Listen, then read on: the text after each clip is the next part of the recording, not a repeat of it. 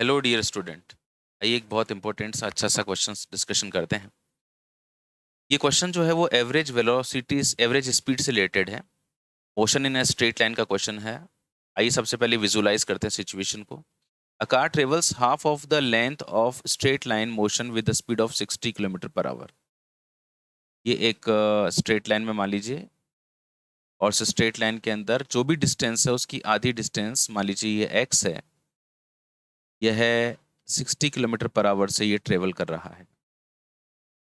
और मान लीजिए यहाँ से यहाँ तक जाने का जो टाइम है वो t1 है। The remaining part of the distance is covered with the speed of 40 kilometre per hour और half of the time of remaining journey. तब जो रिमेनिंग जर्नी है वो भी टोटल x होगी। उस जर्नी का जो आधा टाइम है, ये टाइम मान लीजिए t है, सिंपली t, और आगे वाला टाइम भी t मान लीजिए। यहाँ जो उसकी स्पीड है वो v2 है जिसकी वैल्यू 40 किलोमीटर पर आवर है, और यहाँ पे जो उसकी स्पीड है वो v3 मान लेता हूँ जो 20 किलोमीटर पर आवर है। तो आधे आधे टाइम के लिए इतने से चला। द एवरेज स्पीड पूछा है आपसे कि इस पार्टिकल की एवरेज स्पीड क्या होगी।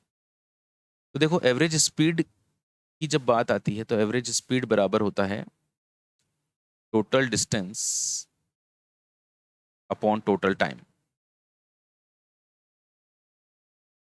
तो टोटल डिस्टेंस कितना होगा, देखो x तो ये है एंड बाकी का बचा हुआ x ये है, और टाइम, ये वाला टाइम मैं t1 मान लेता हूँ, और ये दो टाइम है, ये भी t और ये भी t, इनको मैं जोड़ देता हूँ।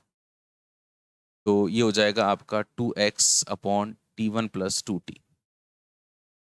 अब मुझे t1 और t2 पता नहीं है तो मैं ये निकाल लेता हूँ। तो एक काम करता हूँ, मैं सबसे पहले a से लेकर b तक इक्वेशन लिखता हूँ। a से लेकर b तक मेरे पास तो एक इक्वेशन है, speed is equal to distance upon time. बस इसी से मेरा सारा काम हो जाएगा। यहाँ से a से लेकर b तक जो स्पीड है वो कितनी है, 60 है। डिस्टेंस कितना है, x, और टाइम कितना लगा, t1। तो जरूरत पड़ेगी तो मैं t1 की जगह x अपॉन 60 पुट कर दूंगा। देखो यहाँ वाला काम मेरा हो गया। अब बात आती है 2t की। तो ये जो पोर्शन है ना, ये वाला जो पोर्शन है, इस पोर्शन के लिए मैं लिख सकता हूँ वेलोसिटी स्पीड बराबर डिस्टेंस। तो मैं मेरी मर्जी से मान लेता हूँ कि डिस्टेंस x1 है और ये डिस्टेंस x2 है।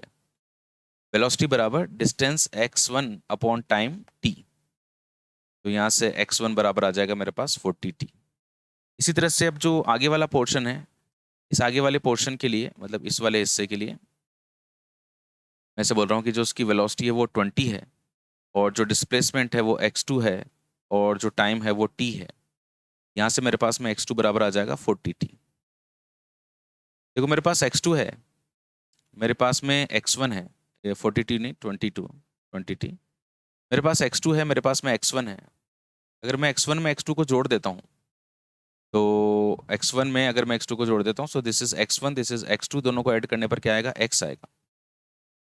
x1 की वैल्यू है 40t एंड ये है 20t is equals to x। तो ये 60t is equals to x हो गया। 60t is equals to x हो गया, तो t की वैल्यू आ गई मेरे पास में x अपॉन 60। ओके, अब मैंने सारी चीज़ें मेरे तैयार कर ली। मेरे पास में t1 है, मेरे पास t है, मेरे पास में t1 है, तो मैं इस एक्सप्रेशन में रखूंगा तो मेरे पास में एवरेज वेलोसिटी आ जाएगी, एवरेज स्पीड आ जाएगी 2x upon t1 plus 2t। ये मेरे पास एक्सप्रेशन था। t1 की जो वैल्यू है वो मेरे पास में थी x अपॉन 60। 2 इंटू t की वैल्यू थी मेरे पास में x अपॉन 60, x अपॉन 60 हो गया 2x। ये x upon 60 plus 2x upon 60 हो गया 3x अपॉन 60। x से x कट गया, 60 ऊपर चला गया, और नीचे 3, ये 20। मेरा आंसर आ गया 40 किलोमीटर पर आवर। तो अल्टीमेटली यार इसमें करना क्या है आपको, बहुत बेसिक सा कंसेप्ट है। एवरेज वेलोसिटी का जो एक्सप्रेशन है वहाँ से शुरुआत करनी है, एंड ये डिफरेंट पैरामीटर्स निकालते हुए आपको इनकी वैल्यूज़ को यहाँ पे पुट करना है। आई थिंक आपका डाउट क्लियर हुआ होगा। Thank you so much and God bless.